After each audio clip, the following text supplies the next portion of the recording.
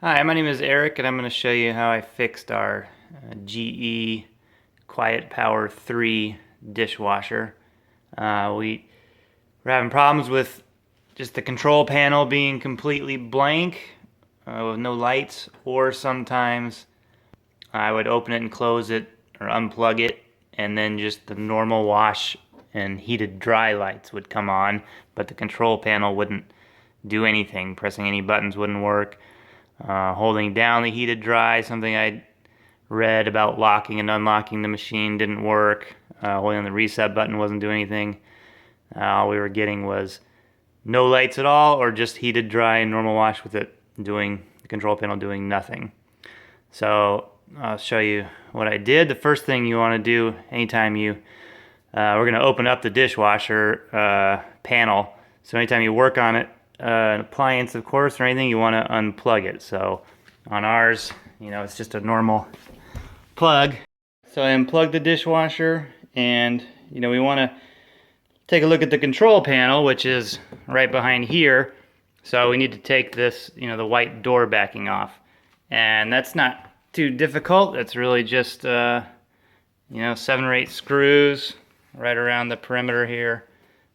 So you just get a power drill. It should be easy to take those screws off. Alright, so there's actually 8 screws around the edge. And after you do that, you see this door lifts off pretty easily. And it's connected, with some wires here, so I just want to sort of take this off and set it to the side. Try not to put too much pressure on the wires.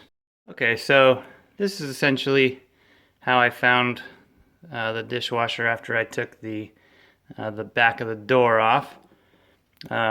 You'll notice that it wants to spring back up without that extra weight, so I just draped a extension cord on the corner to keep the door open. But this box here, this black box, I discovered, there was a lid for it that was just sitting over here somewhere when I opened it up.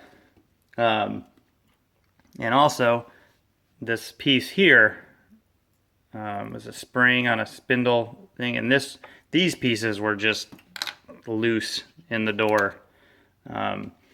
So after finding these loose pieces, I kind of figured out where they were supposed to go. And what happened is, there's some plastic retaining clips on this door that just got brittle and broke off. So the door came off, and when the door came off, it was holding these pieces and they came out. So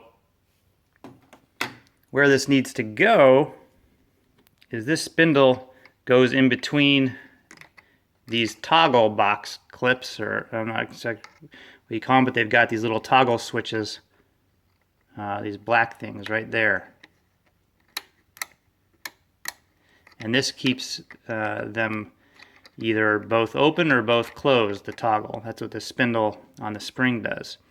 So that's what we need to put back in between here and get the lid of the box on. Okay, so it took me a little while to figure out, but basically the spring goes on the square piece of this little spindle thing. And those 2 toggle switches fit neatly in the curved indentation.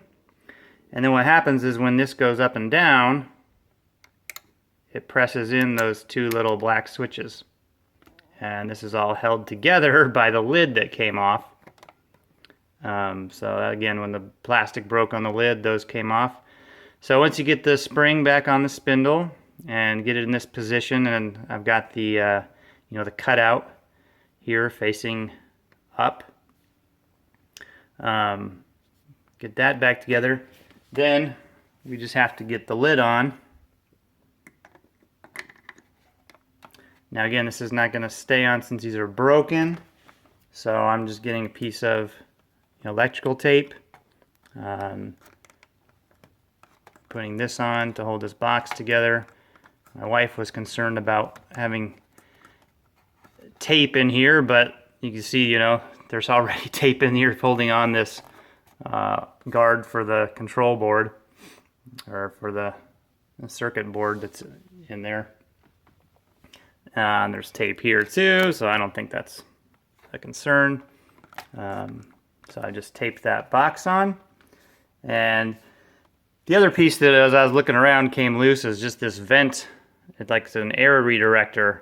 You can see like the big vent here, and there's some styrofoam that just redirects the air to this vent here on the outside. So that came off when I was doing some stuff. So just make sure that that's in there and line up that screw hole, which, by the way, for me doesn't have a screw in it or anything. Maybe it's not a screw hole, but just make sure that's lined up so you can get the door back on. Alright, the only problem I had, laying this door back on was because of that little vent piece. And so this corner was sticking up, but you just got to make sure to get that vent to go, this part of the door go on the outside of that vent, and the vent sticks in a little slot there. So that was the only tricky part, and now I think I got this all lined up and ready to screw back on.